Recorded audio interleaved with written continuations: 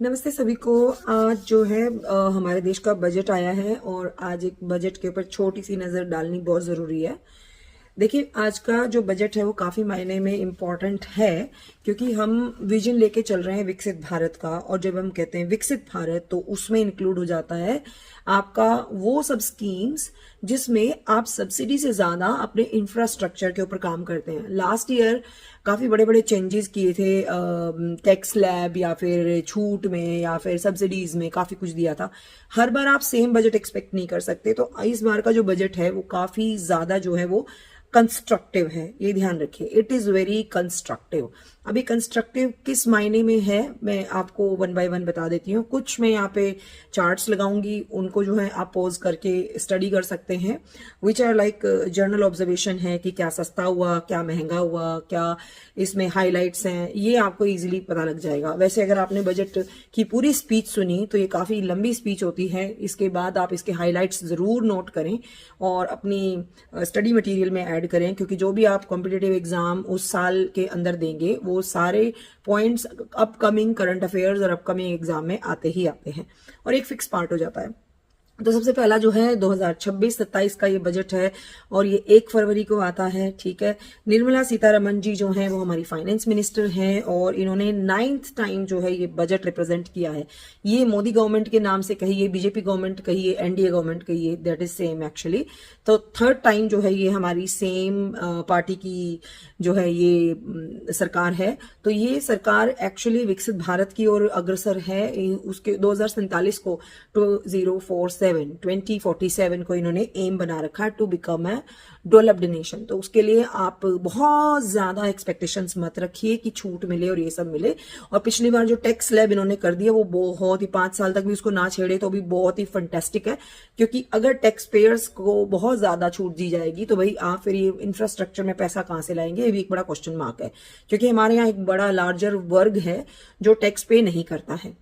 मैं पर्सनली मानती हूँ कि जो टैक्स पे नहीं करता विद फ्यू कंडीशंस, पुअर है, पॉवर्टी लाइन से नीचे है, उसके अलावा अगर वो टैक्स पे नहीं करता तो मुझे लगता है कई बार कि उनको वोट की राइट्स भी लिमिट कर देनी चाहिए। क्योंकि जब आप टैक्स पे नहीं करते गरीब ना होने के बाद भी, तो फिर भाई दिस इज टैक्स की चोरी क्यों ना माना जाए। चलिए, ये बात एक डिस्कशन का मैटर है, लेकिन आज हम बात करते हैं। टोटली कुछ पॉइंट्स हैं जो मैंने नोट डाउन किए हैं, मैं उन्हीं के ऊपर बात करने वाली हूँ। सबसे पहला तो ये कि हमारी टोटल जो बजट है वो 53 लाख रुपीज का होता है। तो ये काफी बड़ा एक जो है वो अमाउंट है। इतना बड़ा बजट है हमारा कि इतने में तो बहुत सारे देशों की टोटल वर्थ, टोटल इकोनॉमी ही इतनी है।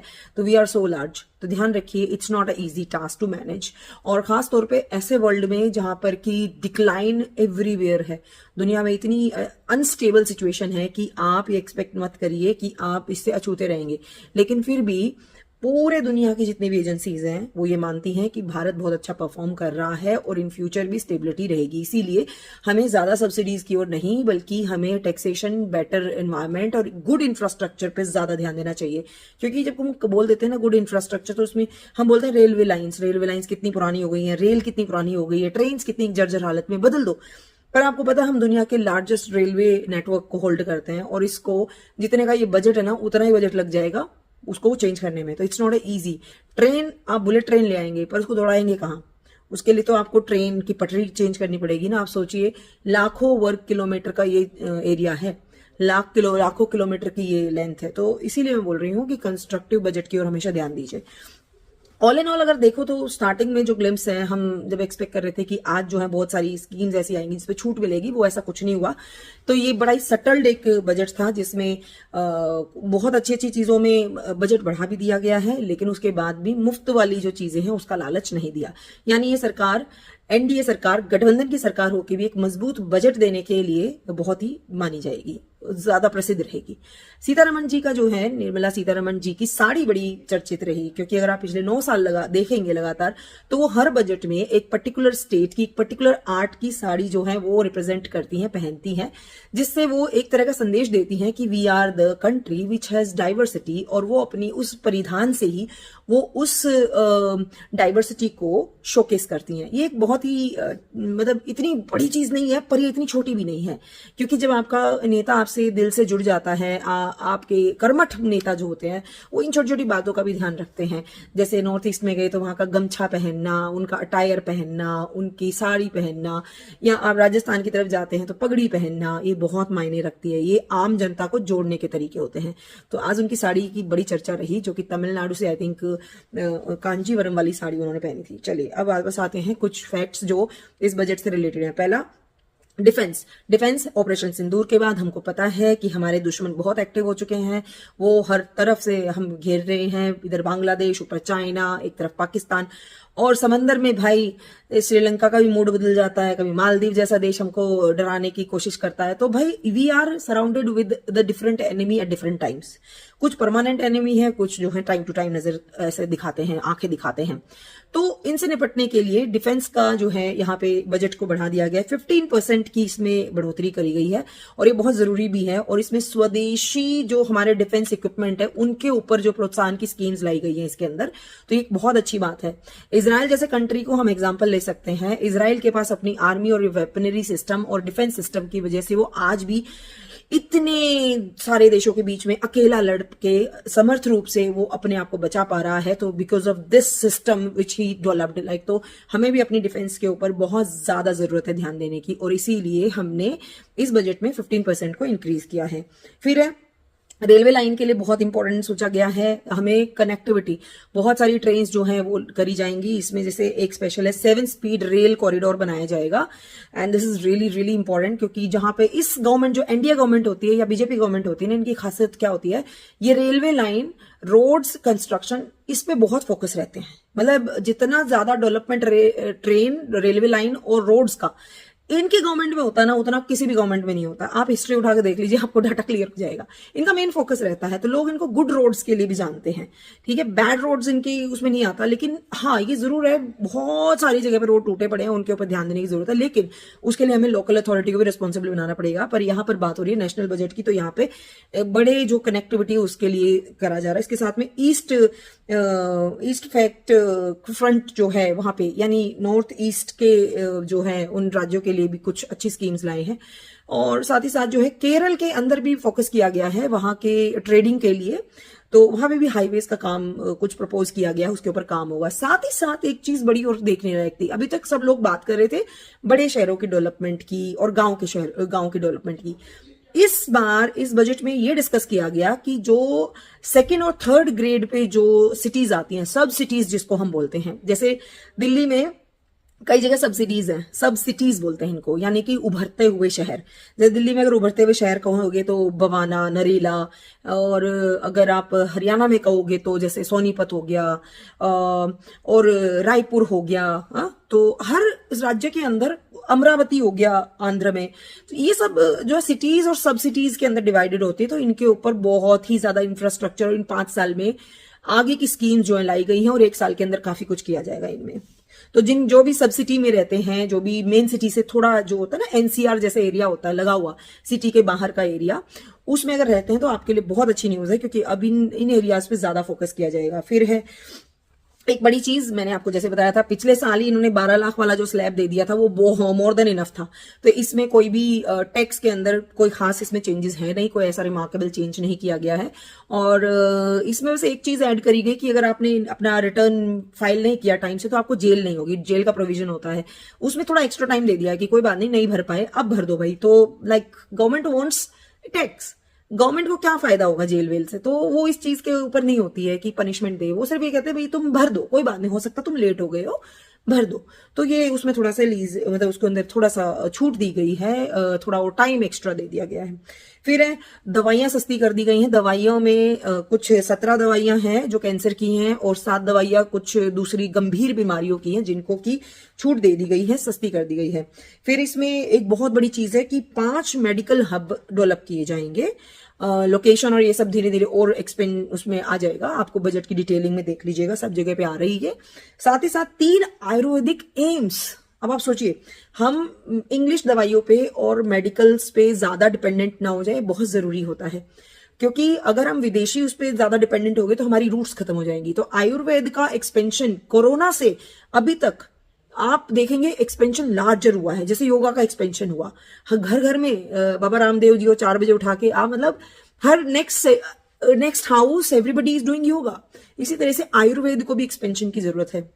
इतने ज्यादा हमारी ये साइंस जो है कामयाब साइंस है, इसको समझना जरूरी। भाई सिंपल बात है, चलिए मैं आपको छोटा सा एग्जांपल देती हूँ। आपके घर में अगर आपको एसिडिटी हो जाए, आपको सिर दर्द हो जाए, आप क्या करेंगे? आप हर्ब्स कूट के उसका काढ़ा बना के पी लेते हैं, यू फील रिलैक्स ना। बच्चे को गैस हो गई है तो वो जो हींग होती है उसका पानी उसकी नाभि पे लगा देते हैं। तो these are all part of Ayurveda only. Ayurveda में बहुत सारी हर्ब्स हैं जिनको सही तरीके से यूज किया जाए तो बड़ी से बड़ी बीमारी ठीक हो जाती है। हाँ, ये जरूर है कि आपको एक कॉम्बिनेशन ऑफ मेडिसिन लेना पड़ता है। तो this is what it is actually. तो यहाँ पर आयुर्वेद के ऊपर बहुत ही ज्यादा, और आयुर्वेद हमारा खुद का साइंस है। और अगर आप हिस्ट्री को उठा के देखेंगे तो अंग्रेजों ने ये जो साइंस डेवलप किया ना मेडिकल का, ये सारा इंडिया से जो उन्होंने यहाँ के मेडिकल को पढ़ा है सुश्रुता, तो उसको पढ़ के ही इन्होंने डेवलप किया है। ठीक है, हम ये सोचते हैं कि हमें एक्चुअली हीन भावना इंडियंस में इतनी आ गई है, हमको लगता है अरे हमसे सीखा होगा, हम यकीन नहीं करते। बट सच यही है, whatever the science today is teaching you through the experiment, we already have done in our old times. But the thing is कि हमारे को ब्रेन वॉश इतना किया गया है अंग्रेजों से भी पहले, और अंग्रेजों के टाइम पे तो हद से ज्यादा, कि वही है ना, जो सूट बूट पहनेगा वही पढ़ा लिखा लगेगा, कुर्ता पजामा पहनने वाला तो अनपढ़ दिखता है। ये हमारा माइंडसेट है। जबकि आपको दिखा दूं, परिधान, देसी परिधान में भी महिलाएं इतनी अच्छी इंग्लिश बोलती है। कभी पुष्कर जाइएगा, आपको कभी हरियाणा जाइएगा, कभी आदिवासियों में जाइएगा, छत्तीसगढ़ जाइएगा, कभी कहीं भी जाइए आपको रण ऑफ कच्छ में जाइएगा, they are speaking English but what they are wearing traditional attire. Even in north east, you go in north east, they can speak their own language plus Hindi is very popular there and that's a very good thing, क्योंकि वो unite करता है उनको, इस देश के बाकी हिस्से से जोड़ता है। पर इंग्लिश दे हैव लाइक, तो दे हैव दिस एनरिचमेंट। तो this is how it is. तो हमें अपने रूट्स को नहीं छोड़ना है, ये बहुत अच्छी बात है। इसके अलावा यहाँ पे बहुत सारी चीजें सस्ती भी हुई हैं, बहुत सारी चीजें महंगी भी हुई हैं। एक और चीज थी इसमें, अब जो चिप है, आपकी जो चिप लगती है, सोलर कंडक्टर्स हैं, वो सब पे ऐसी टेक्नोलॉजी जो रिन्यूएबल है उस पे जो है बहुत काम किया जा रहा है और उनको सस्ता बनाया जाएगा।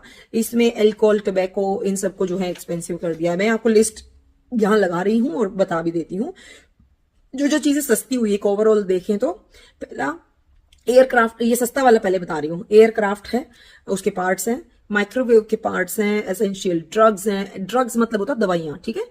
सम इम्पोर्टेड यानी बाहर से जो गुड्स आते हैं उनकी बात हो रही है। ओवरसीज टूरिज्म है, आप बाहर घूमने जाते हैं, उसके ऊपर भी टैक्सेशन में रिलैक्सेशन दी गई है पैकेजेस में। फिर बाहर आप एजुकेशन के लिए जाएंगे, वो भी इसके अंदर भी आपको छूट मिलेगी। Capital goods and critical minerals जो हैं उनमें भी छूट मिलेगी। एक्सपेंसिव क्या क्या हुआ है, वो है आपका alcohol, tobacco, items which negligible imports, यानी कि जो चीजें आपकी मतलब इम्पोर्ट की कुछ एक सामान जो आप अवॉइड नहीं कर सकते बट मंगवानी पड़ती है, तो या इसको बोल सकते हैं कि promoting the made in India, इसको ऐसे ले सकते हैं। फिर स्पेसिफिक इंडस्ट्रियल गुड्स भी महंगे हो गए हैं। अब इनमें आप देखेंगे तो ये बहुत जरूरी होता है कि कुछ गुड्स जो इंडिया के अंदर इन्फ्लेशन ला सकते हैं या हमारे इंडिया को किसी तरह से प्रोडक्ट को डैमेज कर सकते हैं, उसकी मार्केट खराब कर सकते हैं, उसके ऊपर ड्यूटी बढ़ा दी जाती है। हाँ, इसमें सोने चांदी के ऊपर कुछ भी नहीं बोला गया इस बजट में। तो सोने चांदी का जो हाहाकार चल रहा है ना, उस पर पूरी तरह साइलेंस है। क्यों? क्योंकि भाई सोना चांदी जो है ये एक इंटरनेशनल मार्केट से कंट्रोल हो रहा है, तो वहां पे पहले जब तक स्टेबिलिटी नहीं आएगी, आप कुछ भी कर लीजिए, बजट में कर लीजिए, कुछ भी कर लीजिए, ड्यूटीज घटाने की डिमांड जरूर थी पर उसको नहीं किया गवर्नमेंट ने, उन्होंने नहीं कंसीडर किया। लेकिन stability in silver and gold will come when the international market will be stable, तो उसका हमें वेट करना पड़ेगा। तो जल्दबाजी में, हड़बड़ाहट में कुछ मत करिएगा। हाँ, जैसे अब आज सोना बहुत सस्ता हो गया तो आप जरूर खरीद लीजिए अगर आपके यहाँ पे बहुत अर्जेंसी है। तो 1 लाख और 22 कैरेट पे बनता है गोल्ड, तो 1,40,000 के आसपास में है, तो आप ले सकते हैं बिकॉज आपको अर्जेंसी है। क्योंकि अदरवाइज फिर वो फ्लक्चुएट हो जाएगा and you have function which is not avoidable. तो डेफिनेटली यू शुड बाय, पर थोड़ा अमाउंट खरीदिए, थोड़ा लीजिए ताकि आपका पैसा फंसे नहीं, क्योंकि इसको आप इन्वेस्टमेंट के तौर पे मत खरीदिए, ये बहुत जरूरी है। तो this is all about the budget and it is a constructive budget. 2047 का विकसित भारत के हिसाब से बजट है, तो I must appreciate the government and इस तरह के बजट आने बहुत जरूरी होते हैं। हर बार आप बजट्स के अंदर फ्री की लॉलीपॉप मत ढूंढिए, चाहिए, बिकॉज उससे आपकी कंट्री जो है वो वीक होती है। क्योंकि ये जितना भी पैसा है, हमको लगता है कि अरे भाई 50 लाख करोड़ से ज्यादा का बजट है, तो भाई एक्सपेंशन भी है, ठीक है, उसके एक्सपेंडिचर भी है, फिर आपको फ्री सब्सिडीज भी दे रहे हैं, फिर बहुत सारी फ्री सुविधाओं के अलावा कुछ स्कीम्स, अर्जेंसी भी आ जाती है, कभी कोई वॉर की भी सिचुएशन आ सकती है, जैसे अभी पीछे पाकिस्तान के साथ चल रहा था हमारा, तो उसके अंदर सबके अंदर पैसा लगता है भाई, ऐसा नहीं है कि मुफ्त में। फिर ये टैरिफ वाला भी गेम चलता रहता है, तो कहीं पे कोई खर्चा होता है, तो बजट एक बैलेंस करना पड़ता है। अब पीछे टैरिफ देखो 200% कर दिया, तो कितना डिफिकल्ट है ये। तो government is dealing so many things, so we should support our government. और ये बजट हर साल आ रहा है, कुछ बातें इसमें नहीं आई तो अगले साल हो सकता है उसके अंदर रिलैक्सेशन हो जाए, क्योंकि जब वर्ल्ड में शांति आएगी तो बजट के अंदर भी आपको थोड़ी सब्सिडीज और मिल जाएंगी। But otherwise the government is only looking for the infrastructural development through the budget. So I hope this budget is satisfying your mind, because I feel satisfied with it, because free का कुछ लेने से अच्छा है कि देश की तरक्की हो जाए और 47 में हम विकसित बन जाएं। तो let's hope for the good, and मिलती हूँ आपसे अगले वीडियो में। तब तक के लिए thank you for watching and bye. Like, subscribe.